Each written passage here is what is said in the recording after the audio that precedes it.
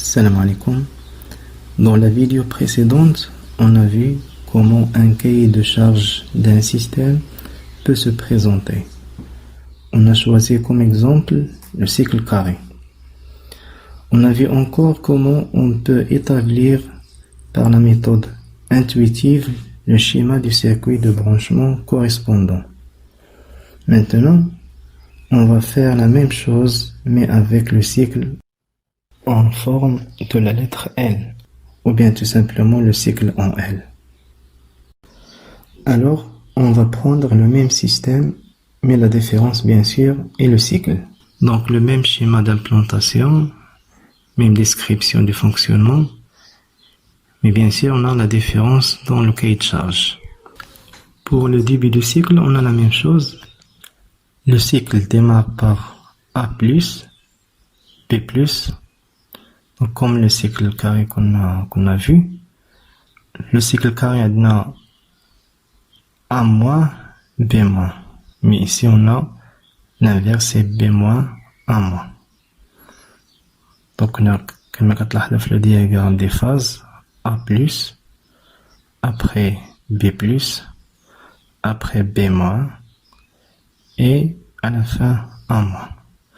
Donc pour voir le type de cycle, on va faire la même chose comme le cycle carré.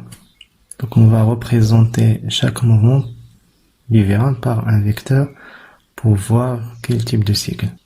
Donc l'état initial, on a les deux vérins A et B sont rentrés et le capteur P n'est pas actionné. Donc le démarrage du cycle se fait par la présence des pièces. Ça veut dire P est actionné. Après on a la sortie du vérin A. Donc vous voyez le vecteur A+, ça veut dire la tige il va sortir vers le haut.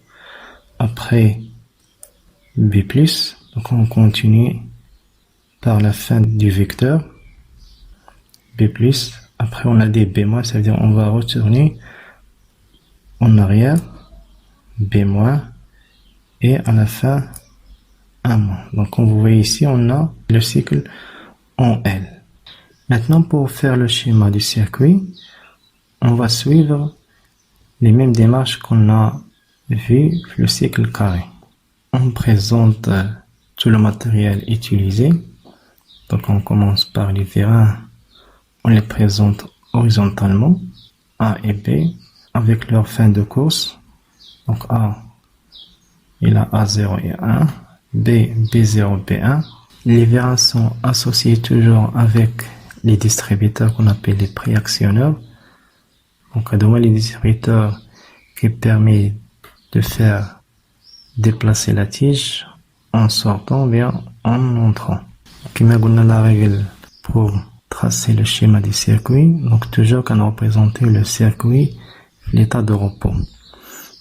Et dans le distributeur, كنحاولوا نختاروا la position اللي كتعطينا l'état de repos ديال le vérin. Donc في هذه الحالة عندنا les vérins sont en position rentrée في l'état initial. إذا خصنا نبرونشيو مع la position اللي كتعطينا la rentrée ديال la tige. Donc bien sûr كنبرونشيو في la position A- بالنسبة للفيران A ou B- بالنسبة للفيران B اللي كيعطيونا l'état rentrée ديال les deux vérins. Après on représente tous les commandes. On a 4 distributeurs à galets, ou le 5e, il est aussi c'est un distributeur à galets qui va capter la présence de la pièce pour démarrer ce cycle. Donc, comme on a le cahier de charge, la condition pour démarrer ce cycle, c'est que le cycle il est terminé, باش نقدروا commencer un nouveau cycle. إذا باش كنعرفوا le cycle il est terminé, كنشوفوا le dernier vérin actionné وفي هاد la position في كنعتبروا بأن le cycle terminé. Donc هنا عندنا آخر vérin actionné, donc le vérin A, on a A-, c'est le vérin A. إذن آخر capteur qui va s'actionner c'est A0. إذن باش démarrer le cycle كما قلنا خص يكون عندنا P ou A0, les deux doivent être actionnés. إذن pour réaliser cette condition يعني كنديروا la fonction E ou bien on les monte en série. Donc يعني كنختار هاد لي ديستريبيتور اللي كيجي جيست في لو ديستريبيتور يعني كوتي A plus la première action في le cycle. Donc هنا عندنا A0 et puisque A0 في l'état de repos il est actionné, إذا كنreprésenter comme ça, actionné, ou bien sûr qu'on choisit le branchement de cette position qui représente l'action du A0. Bien sûr, on les monte ici en série. Après, on a la sortie du vérin A. Alors, A1 est actionné. Après, on aura la sortie du vérin B. إذا باش يخرج le vérin B يعني خصنا activer au B+. إذا هاد le distributeur اللي تيكون قريب ل B+, كنديرو ليه A1. Donc l'état de repos de A1 n'est pas actionné. Ça veut dire qu'on choisit la position. Donc ça branche au A1 à B+, qui va donner la sortie du vérin B. Donc une fois qu'il sort le vérin B, on ira actionner B1. Après on a B surgent, on ira activer B-. Ça veut dire B1 ou les radis commandés B-. Il y a le distributeur à côté de B-, on va dire B1. Bien sûr, B1 au repos n'est pas actionné, donc on va choisir cette position-là. Donc lorsque B1 est actionné, B- est activé. Et dans le problème, là, A1 est déjà actionné. Ça veut dire qu'on a la pression B+. Il y a l'activation déjà de B+, maintenant on veut activer B-. إذا ما يمكنش ان ديستريبيتور يعني يكون في لي دو كوتي اكتيفي ويشونجي لا بوزيسيون ديالو. Ça veut dire le vérin B ما يقدرش يعني يرجع لl'état initial ديالو. Donc maintenant c'est un problème, donc on appelle ce problème le chevauchement. Donc بهاد الطريقة العادية ما نقدروش نرياليزيو ce cycle là. Donc pour résoudre ce problème, on va utiliser soit des séquenceurs ou bien des distributeurs à valet escamotable, ou bien des distributeurs pour inverser l'alimentation en pression. Donc pour ces vidéos, on va voir la solution séquenceur. Donc c'est quoi un séquenceur? Le séquenceur permet d'obtenir le fonctionnement d'un cycle séquentiel complexe sans qu'une action intempestive ne vienne perturber le cycle. Donc بحال le cas ديال الشevauchement اللي شفنا يعني في هذا le cycle L. Dans les séquenceurs, on va voir qu'on peut résoudre ce problème-là. Donc, bien sûr, cette solution permet une étude simplifiée à partir du graphe 7. Je suppose que vous avez déjà vu le graphe 7 et son principe de fonctionnement. Donc, principe du séquenceur.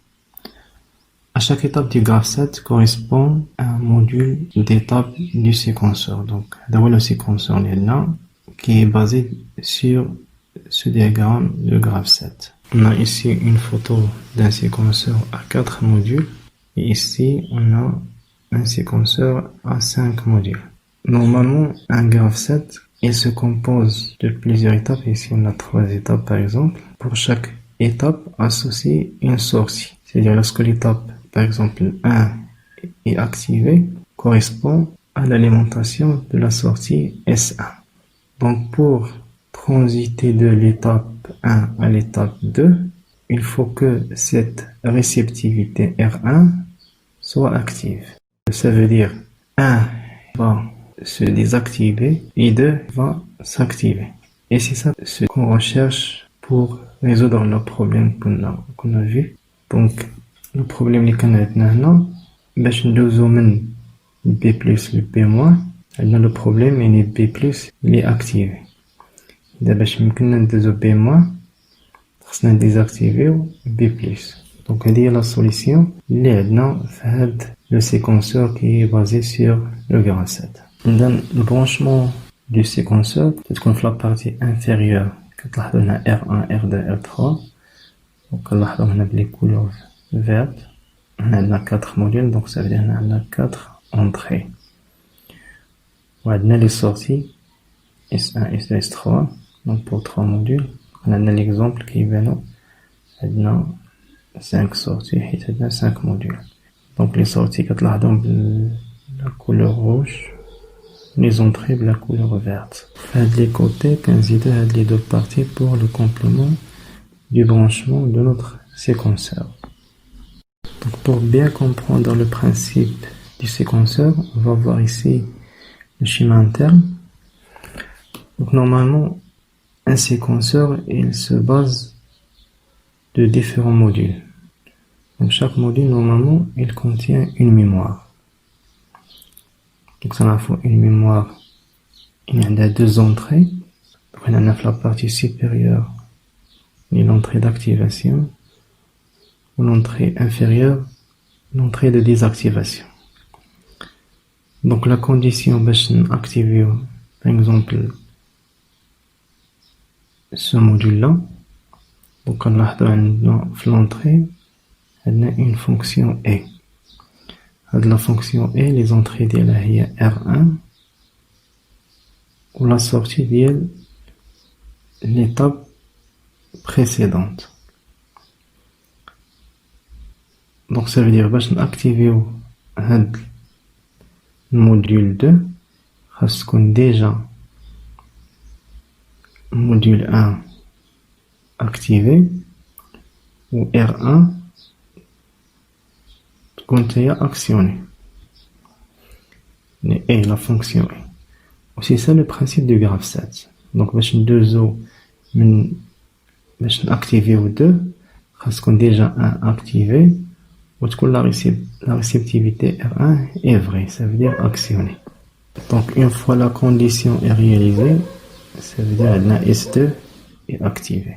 Donc, une fois le module 2 est activé, donc, à la sortie, il est dirigé vers l'entrée de la désactivation de l'étape précédente. Donc, on a la fonction O, ça veut dire une de ces deux entrées est vraie, qu'intertenant la désactivation de ce module-là. Dans la deuxième entrée de la fonction O, maintenant, de l'entrée R. R, il est généralisé sur tous les modules.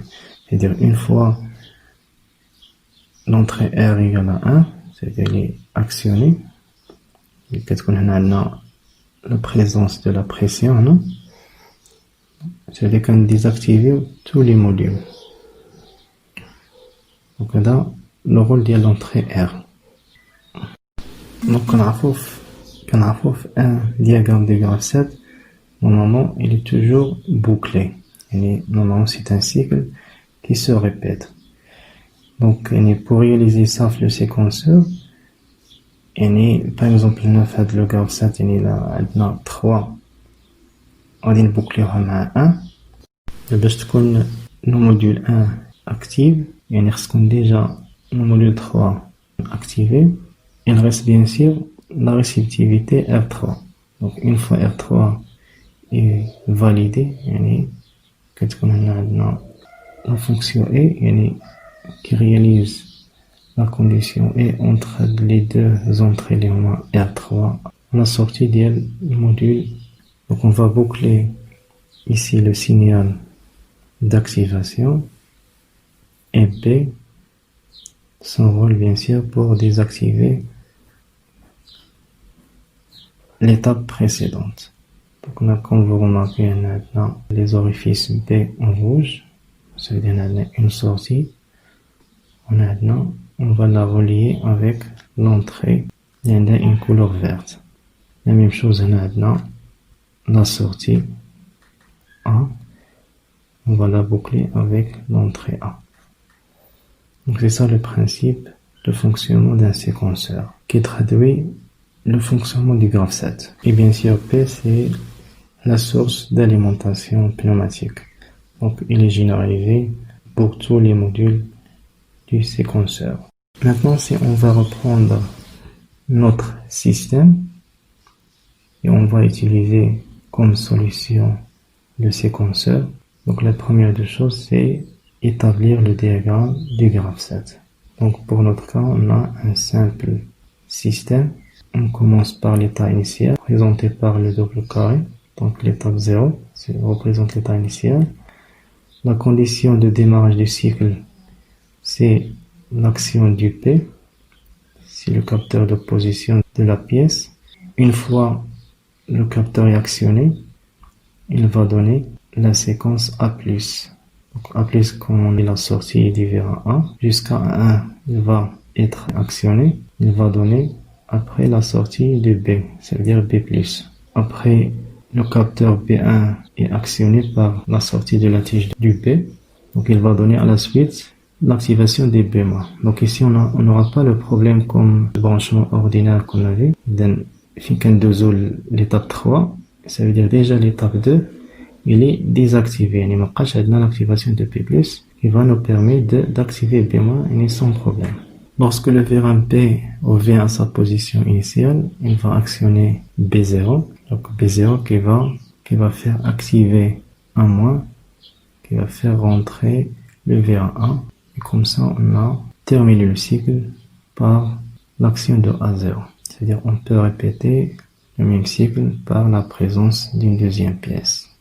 Donc maintenant, pour traduire ce diagramme à un séquenceur. Comme vous voyez ici, l'étape 0 n'associe pas à une sortie. Pour question d'économie, on peut la supprimer. Donc on va supprimer كتلاحظوا بأن P ميمكنش تكون عندنا يعني deux réceptivités sans séparation d'une étape. باش نرياليزيو le même fonctionnement en éliminant cette étape, bien sûr, on doit réaliser cette condition, il y a A0 et P. Donc, كتلاحظوا هاد l'état initial كنريبريزونطوه في لي سيكونسور بهاد l'état هادي، حيت إلا حيدنا هادي إذا كنشوفو يعني l'étape précédente هي باش كيبدا لو سيكل. يعني في ديماج دو سيكل كنكونو في l'état initial في هاد l'étape 4. يعني كما قلنا آخر حاجة في لو سيكل كتكون A- activé, c'est-à-dire le vérin A est à sa position rentrée. Ça veut dire que déjà A0 actionné, il suffit de actionner P par la présence de pièces, on peut diriger directement vers l'étape 1 qui correspond au démarrage du cycle. Donc à partir de ce diagramme réduit, on peut le traduire directement au séquenceur. Donc comme vous voyez, donc c'est simple maintenant. Pour chaque module, on a une sortie et une entrée. Donc on voyait déjà le diagramme à l'étape 1 associé à la sortie A+. Donc là, on dirigera vers A+. Maintenant, après l'entrée A1, donc on a qu'un brancher au A1. 2 faire B+, B1, B+, B1, et ainsi de suite. Et bien sûr, on va boucler les extrémités des modules, bien des séquenceurs. Donc B avec B pour la boucle de désactivation, c'est-à-dire une fois qu'on activera l'étape 1, qu'on désactive l'étape اللي قبل منها اللي هي 4. باش نactiver 1 خصكم déjà activé يعني l'étape 4. Donc de la condition يعني A0 fois P, ça veut dire que les deux capteurs soient actionnés. Donc pour réaliser la fonction E, plusieurs façons à faire. إما كنبوكليو directement، إما كتلاحظوا هنا انسيرينا هاد le distributeur P هاد la boucle d'activation. Donc باش تاكتيفا هاد le module 1 يعني bien sûr خص تكون A0 actionné كيخرج لو سينيال من هاد A، bien sûr كيتسنى حتى يتاكسيوني P باش تكون لا pression يعني في l'entrée ديال le module 1. Donc bien sûr on a réalisé la fonction E entre A0 et P. Ou bien on peut faire la boucle directement sans l'insertion de P et on met P en série avec A0, ou bien on peut utiliser la fonction logique E, ou bien la cellule E entre A0 et P. Donc toutes ces solutions elles vont réaliser la condition E entre A0 et P. Donc maintenant pour faire le branchement, donc on a dit on va utiliser le diagramme du séquenceur. à base du graphe 7. D'après ce diagramme, on va brancher notre circuit. On a ici les verrins A et B avec leurs distributeurs et les différents distributeurs à galets. Il suffit de relier chaque sortie du séquenceur avec la sortie correspondante du circuit. Et la même chose pour les entrées. Donc il suffit de voir le diagramme. Donc on a le module 1 relié avec la sortie A+, donc on va relier A+ vers A+ du distributeur, B+ vers B+, et ainsi de suite. La même chose pour les entrées. Donc on a ici A1 après l'étape 1. Donc A1 relié vers l'entrée du module 1. Donc bien sûr, toujours comme on a dit, il faut représenter les différents éléments du circuit à l'état de repos. Donc A1 et B1 ne sont pas actionnés, c'est-à-dire on va représenter comme ça. Et pour A0 et B0, ils sont actionnés, donc on va les représenter par des distributeurs actionnés, c'est-à-dire on va brancher la position correspondante. Donc pour le distributeur P, c'est-à-dire le capteur de position, on peut l'insérer, comme on a dit, la boucle d'activation pour réaliser la condition E du P avec A0. Ou bien, comme on a dit, on peut faire une boucle directe et on va mettre en série le distributeur P avec le distributeur A0. Ou bien, on peut utiliser la fonction logique E, ou bien la cellule E entre A0 et P. On peut utiliser cette entrée R pour désactiver tous les modules. L'entrée P, on va la brancher avec la source d'énergie en pression. Et pratiquement pour démarrer le cycle, on doit activer manuellement la dernière étape. Bien sûr, pour valider l'étape 1 pour qu'elle soit activée. Et comme ça, on a terminé le branchement de notre circuit à base de séquenceur.